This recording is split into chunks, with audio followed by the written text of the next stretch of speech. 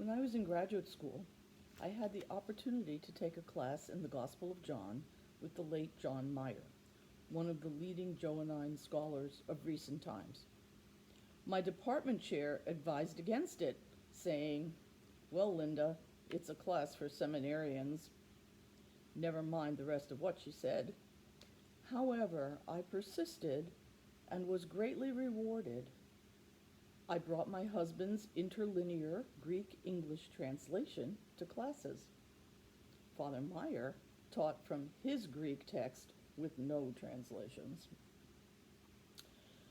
This passage follows the evangelist's great poetic hymn, where the other John is introduced, and which may have been an earlier beginning of the gospel before the hymn was added. His identity as a witness, one who gives testimony, is firmly established in an exchange with the religious authorities. His role is to give testimony, to reveal the one who is to come. He does not say that he baptizes for the forgiveness of sins, but to reveal to Israel the one who is to come. The reason why I came baptizing with water was that he might be made known to Israel. He is not so much John the Baptist, but John the Witness.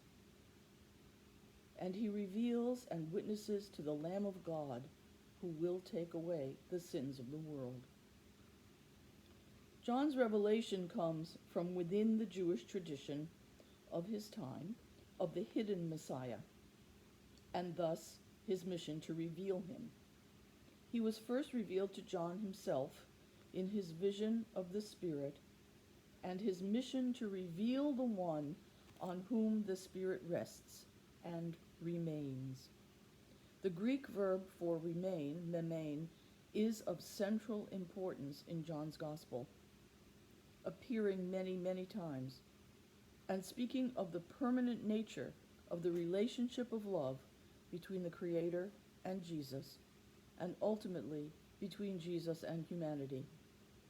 And John also reveals that the hidden Messiah, of whom he is the witness, is the Lamb of God. To us who are very used to the expression Lamb of God, maybe its mysterious meaning does not need to be unpacked. But what did John mean? We don't know for sure, and there are many possibilities.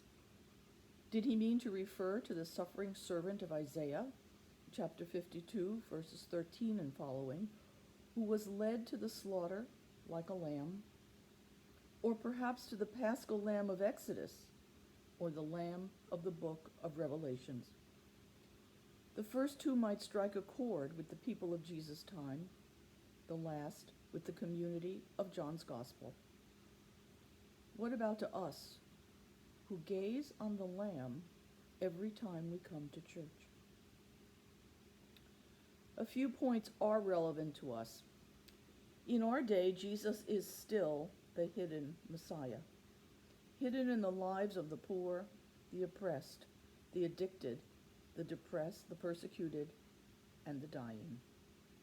How are we, you and I, called to reveal his presence? It is worth remembering that we never evangelize alone, but always together and in community, called to embrace him there where he is still suffering. The emphasis on the verb remain throughout the Johannine writings is for us as well. Do we truly believe that just as the persons of the Holy Trinity remain in each other in some mysterious way, what does it mean that the Spirit remains in us, in you and me? As Cynthia Bourgeau writes, I am in God. God is in you. You are in God. We are in each other. And if we truly believe that the Spirit remains not only in every human being, but in our fragile planet, how will we choose and behave and live?